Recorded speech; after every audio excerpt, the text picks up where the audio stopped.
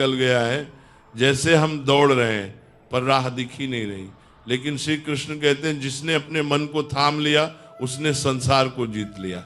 जीवन की लड़ाइयों में सबसे बड़ा कवच हमारा मन ही है।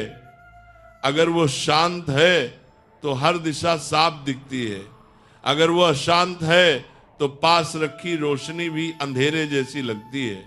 सोचिए, अगर कोई नदी लगातार उथल पुथल में रहे तो उसमें कुछ भी स्पष्ट दिखाई नहीं देता, चाहे सूरज ही क्यों न झांकता हो। उसी तरह जब हमारा मन हलचल में फंस जाता है तो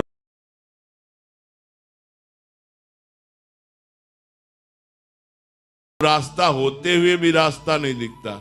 और इसी जगह श्री कृष्ण का उपदेश सबसे ज्यादा उजाला देता है।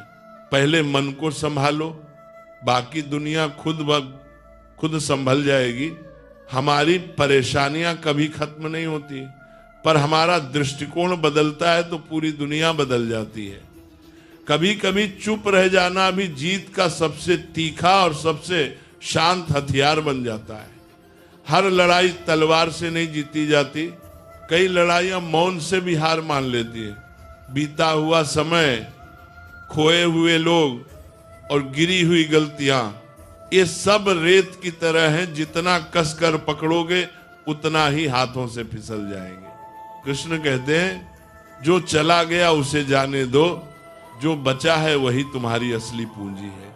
और जब कभी लगे कि हिम्मत टूट रही है, याद रखना तुमने इससे भी कठोर रातें देखी हैं, तुमने इससे भी भारी आंधियां पार की हैं और तुम हर बार वापस उठे हो। यही तुम्हारी असली ताकत है, यही तुम्हारी पहचान है। शांति कहीं बाहर नहीं मिलती, वो भीतर जन्म लेती है। जब मन स्थिर होता है तो मुश्किलें भी अवसर लगने लगती हैं, और जब मन डगमगाता है तो आसान रास्ते भी पहाड़ जैसे लगते हैं।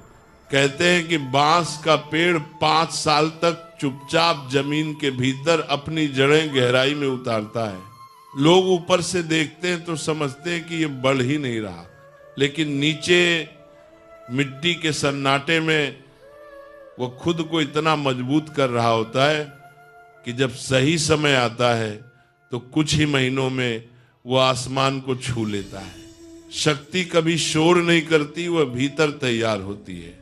इसी तरह आपके संघर्ष भी चाहे जितने लंबे हो, आपको तोड़ नहीं रहे, आपको गाड़ रहे हैं ताकि आप तूफानों से भी न हिले। श्री कृष्ण कहते हैं जिसे समय समझ नहीं आता वह नतीजों को समय से पहले मांगता है और फिर खुद ही अपने मन को